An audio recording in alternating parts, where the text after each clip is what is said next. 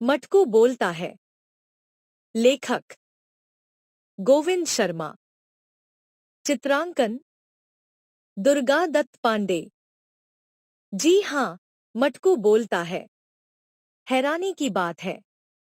हैरानी की क्यों? क्योंकि मटकू आपकी हमारी तरह कोई मानव नहीं है।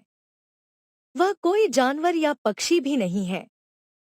फिर भी आपकी हमारी तरह बोलता है। वह न चलता है, न उड़ता है। उसको कहीं जाना हो तो उठाकर ले जाना पड़ता है।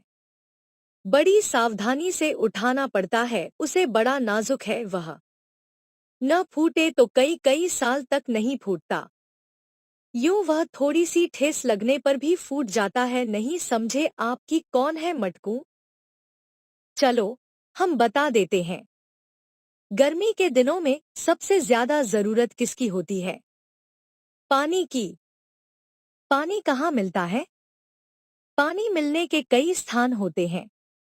यदि आप राहगीर हैं तो प्यास बुझाने के लिए किसी न किसी प्याऊ पर जाना ही पड़ता है। प्याऊ सब जगह होते हैं।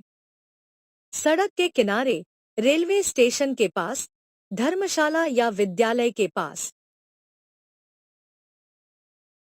बड़े शहरों में भी होते हैं, पर वहां प्याऊ में कूलर लगे होते हैं। उनमें नल से पानी पीना पड़ता है। बिना कूलर के नल वाले प्याऊ भी होते हैं। पर प्याऊ नाम से प्रसिद्ध तो वह झोपड़ा होता है जिसमें किस्म किस्म के घड़े रखे होते हैं। ऐसा ही एक प्याऊ चौराहे पर है। उसमें पानी पीने लोग आते रहते हैं। पास में एक पेड़ है, उसकी छाया में लोग सुस्ताते हैं। प्याऊ में ठंडक होती है, इसलिए आवारा कुत्तों के उसमें घुसने का खतरा रहता है। आवारा पशु भी चले आते हैं। वे घड़ों को फोड़ देते हैं। पानी के घड़ों की रक्षा के लिए वहां एक बूढ़े बाबा बैठे रहते हैं। उनकी उम्र काफी हो गई है। उनसे पूछा गया, बाबा, इस उम्र में आप चौकीदारी करते हैं। आपको तो आराम और सेवा की जरूरत है। आपकी क्या मजबूरी है जो आपको दिन भर यहाँ रहना पड़ता है? बाबा हंसे, फिर बोले, मेरी मजबूरी है मेरा इंसान होना। इंसान का फर्ज है कि वह दूसरे इंसान की सेवा करे। मेरे परिवार के लोग, मेरे परिचित मेरी सेवा करते हैं। मैं बूढ़ा हो गया हूँ, इसलिए मैं मेहनत वाले काम नहीं कर सकता। प्याऊ का काम कम मेहनत का है। जब तक शरीर साथ देगा, मैं यह सेवा का काम करता रहूंगा। अरे, हम यह बताना तो भूल ही गए कि मटकू कौन है। अभी बता देते हैं। उस प्याऊ में छोटे बड़े कई घड़े रखे हुए हैं। बड़े घड़ों को मटका कहा जाता है, छोटे को मैटकी। एक घड़ा ऐसा है जो न बड़ा है न छोटा। उसे सब मटक कहते हैं। यही मटक कभी कभी बोलता है। मटकू बोलता है तब सुनाई देता है, पर ऐसा लगता नहीं कि मटकू बोला है। सुनने वाला हैरानी से इधर उधर देखता है। उनकी इस हालत का मजा लेता है मटकू। मटकू हंसता भी है, पर किसी को पता नहीं चलता। मटकू क्या बोलता है, कब बोलता है, इसका पहले पता नहीं चलता। हाँ, मटकू अब तक क्या क्या बोला है, किस किस से बोला है, यह बताया जा सकता है। तो यह तो आप जान ही गए कि मटकू कौन है। यह भी जान गए कि मटकू बोलता है। मटकू के बोलने के कुछ किस्से हैं जो मुझे याद है। एक दोपहरी में बूढ़े बाबा सोए हुए थे। एक राहगीर पानी पीने आया। उसने इधर उधर देखा, किसी को वहां न पाकर सीधा मटकू के पास चला गया। मटकू के पास रखा लोटा उठाने वाला ही था। इतने में मटकू बोल पड़ा, भैया, पहले अपने हाथ तो धो लो। वह राहगीर चौंक पड़ा। उसने इधर उधर देखा, वहां किसी को न पाकर सोचने लगा, मेरे सिवा यहाँ कोई नहीं है। बूढ़े बाबा सोए हुए हैं। फिर बोला कौन? शायद मन का वहम है। वह राहगीर फिर लोटे को उठाने को हुआ।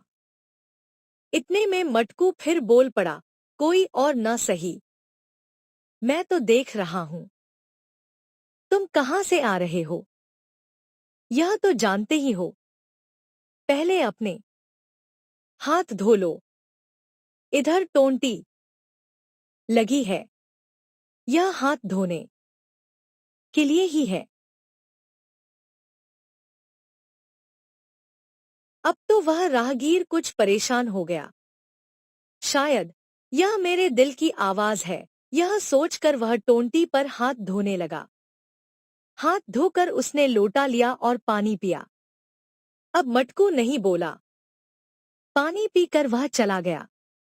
वह राहगीर पास के गांव का रहने वाला था। वह उसके बाद भी एक दो बार वहां से गुजरा। अब कभी भी बिना हाथ धोए पानी नहीं पीता है। एक और दिन की बात है। बाबा उस दिन नहीं आए थे। एक और राहगीर आया। उसने हाथ धोए और मटकू में से निकालकर पानी पिया। उस राहगीर के मुंह से निकला, वाह, कितना ठंडा और कितना साफ पानी है। यह कहकर वह चलने लगा। मटकू को उस दिन बोलना पड़ा। मटकू बोला, भैया, और भी लोग आएंगे पानी पीने, पानी साफ रहे इसलिए ढकना जरूरी है। मुझ पर ढक्कन तो लगा दो। वह राहगीर चौंक गया, इधर उधर देखने लगा। जब यहाँ मेरे सिवा कोई नहीं है तो बोला कौन? मैं कोई सपना तो नहीं देख रहा? हैरान परेशान राहगीर खड़ा का खड़ा रह गया। मटकू फिर बोला, इसमें इतना सोचने की क्या बात है? पानी को ढक कर रखना चाहिए। यह तो तुम जानते ही हो। हाँ, मैं जानता हूँ। तो यह मेरे हो दिल की आवाज है। मैं यूं ही घबरा गया। चलो, इसे ढक देता हूँ। उस राहगीर ने मटकू पर ढक्कन लगा दिया। वह चला गया। मटकू खुश गया। क्यों न हो, उसकी मर्जी जो पूरी हुई है। उसकी आवाज को अपने ही दिल की आवाज जो समझा राहगीर ने।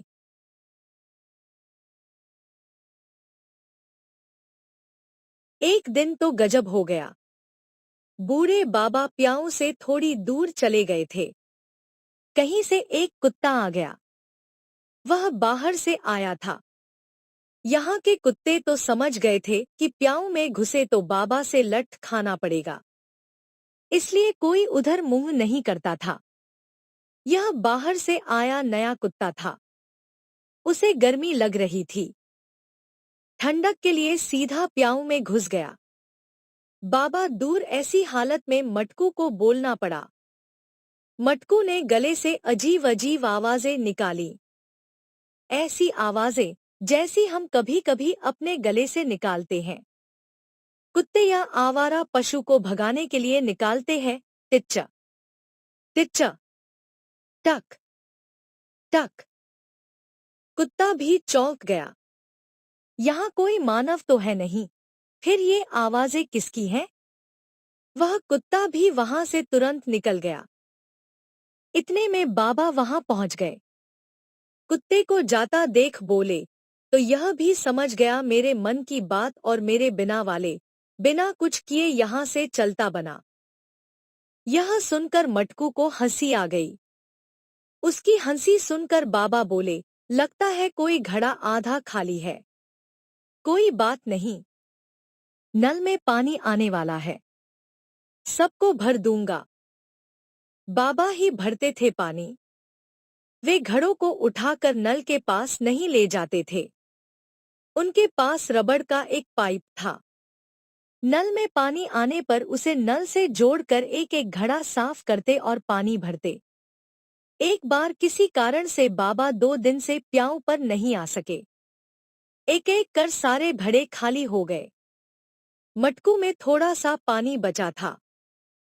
एक राहगीर आया। उसने सब घड़ों के ढक्कन उठाकर देखा।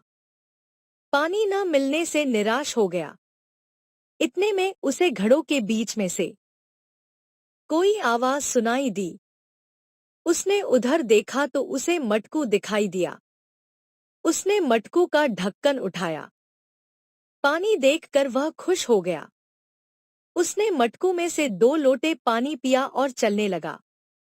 उसे पीछे से आवाज सुनाई दी, भैया, और भी लोग आएंगे पानी पीने। पानी नहीं पाकर वे प्यासे रह जाएंगे। तुम एक काम करो, नल में पानी आ रहा है, यह रबड़ का पाइप जोड़कर हम खाली घड़ों को भर दो। भरने से पहले हमें जरा साफ कर लेना। यह मटकू की आवाज थी। राहगीर हैरान रह गया। उसे वहां कोई नजर नहीं आया। फिर कौन बोला, मैं क्यों भरूं पानी? मैं कोई पानी भरने वाला हूं क्या? पर यह बात कहूं किससे? यहां तो कोई दिखाई ही नहीं दे रहा।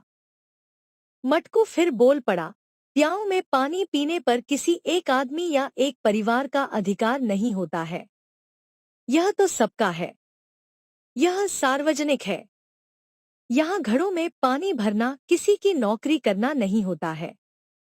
यह जल सेवा है और जन सेवा भी। आदमी ने चारों तरफ देखा। इस बार भी उसे कोई नजर नहीं आया। उसने कुछ देर सोचा, फिर हो हा हा करते हुए जोरों से हंस पड़ा। मैं भी कितना बावला हूं। यह भी नहीं समझा कि यह किसकी आवाज है। अरे, यह तो मेरे दिल की आवाज है। उस आदमी ने घड़े साफ कर पानी भरना शुरू कर दिया। 1 2 3 करते करते उसने सभी घड़े भर दिए और चला गया। मटकू को बड़ा मजा आया। वाह, मेरी आवाज को लोग अपने दिल की आवाज समझते हैं। यह प्याऊ मशहूर हो गया। जो भी आता वहां कुछ न कुछ करके ही जाता। बूढ़े बाबा के पास अब चौकीदारी के अलावा कोई काम नहीं बचा था। मटक अब नहीं बोलता है। क्यों बोले? घड़ों में साफ पानी भरा होता है, वे ढके रहते हैं। लोग हाथ धोकर पानी पीते हैं। कुत्तों को बूढ़े बाबा भगा देते हैं। तब मटकू क्यों बोले? हाँ, जिस दिन कोई गलती करेगा, मटकू बोलेगा। क्योंकि सही समय पर सही बात कहना मटकू को आता है। वह फालतू नहीं बोलता है। जब भी बोलता है तो लोगों को लगता है यह उनके दिल की आवाज है। समाप्त। कहानी आपको कैसी लगी? लाइक या अनलाइक करें, कमेंट करें, सब्सक्राइब करें, मित्रों के शेयर करें। धन्यवाद।